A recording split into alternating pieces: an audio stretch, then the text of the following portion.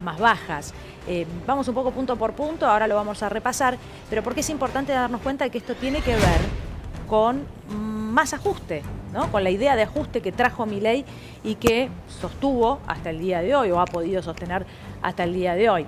Bueno, indemnizaciones. ¿Ese querés leerlo vos? Dale, lo repasamos juntos, Dani. Principales puntos de la reforma laboral. Bueno, contamos que el gobierno vende este proyecto como un proyecto para crear más empleo, cuando en realidad, ahí vemos la placa, en relación a las indemnizaciones las baja, ¿no? ¿Por qué? Porque el nuevo cálculo para pagar una indemnización en caso de despido va a excluir varios ítems, como por ejemplo el aguinaldo, lo que se paga por vacaciones al trabajador, o también otros ítems extra como bonos o premios que se le otorgan a los trabajadores.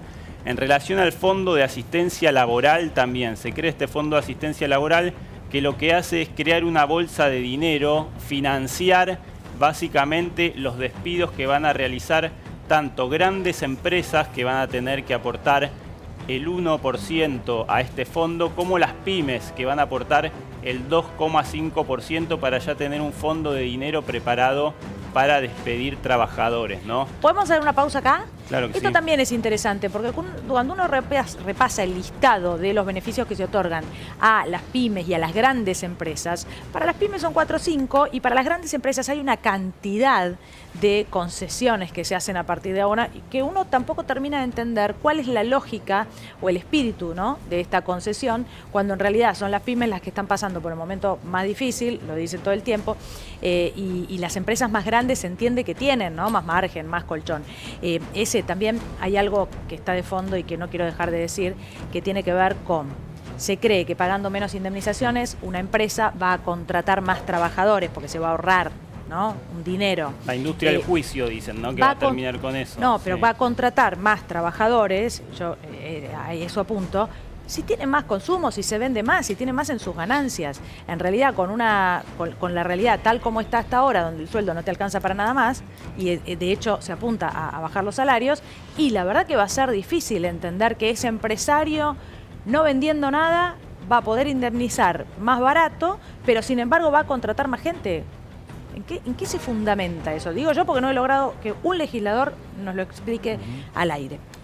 Perdón, vos planteabas otro punto, sí, y está bueno que lo sumes. Justamente, decía, la narrativa del gobierno es, bueno, se va a terminar con la industria del juicio, las empresas van a tener menos gastos en este ítem y, bueno, van a poder contratar más personal. Pero ahí entra lo que señalás vos, Dani, que es, además de mirar el proyecto de ley, hay que mirar el contexto, ¿no? En un contexto de caída de consumo donde las empresas venden menos, bueno, no se entiende cómo van a hacer para contratar más personal, y ahí es donde se ven los hilos del proyecto, que está destinado más a despedir personal que a contratar, ¿no? Pero si quieren seguimos viendo las placas. Dale, a ver.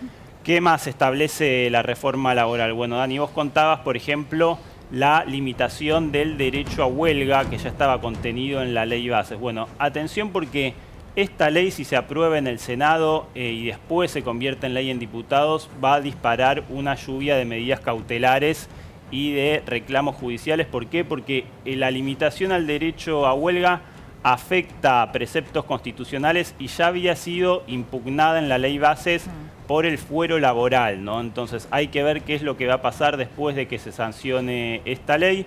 Otra de las reformas que habilita el proyecto son las vacaciones fraccionadas. Bueno, a partir de ahora el empleador y el trabajador van a poder negociar supuestamente, ¿no?, en pie de igualdad los periodos de vacaciones. Lo que termina pasando es que la parte fuerte, que es el empleador, termina definiendo cómo son las vacaciones del trabajador, ¿no? Esto es lo que esconde este ítem. Sí, entiendo que es Carolina Moisés la que está hablando ahora de convicción federal. Hablaba, sí, senadora por Jujuy, hablaba Maximiliano Abad también, y no lo vimos, así que seguramente se cambió el orden.